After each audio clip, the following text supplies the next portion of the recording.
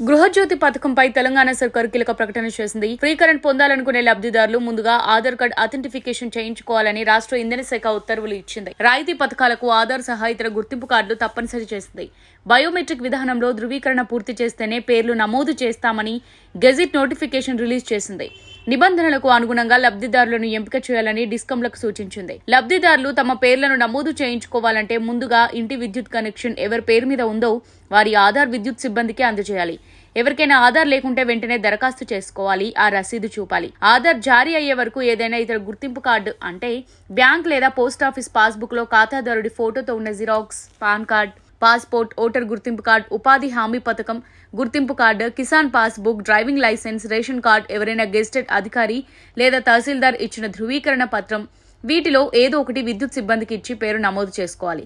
అయితే ఉచిత విద్యుత్ పథకం పొందాలంటే రేషన్ కార్డును తప్పనిసరి చేస్తూ ఇప్పటికే ప్రభుత్వం ఆదేశాలు ఇచ్చిన సంగతి తెలిసిందే. అర్హులైన లబ్ధిదారుని ఇంటికి 200 యూనిట్ల వరకు ఉచిత విద్యుత్ అందించనుంది.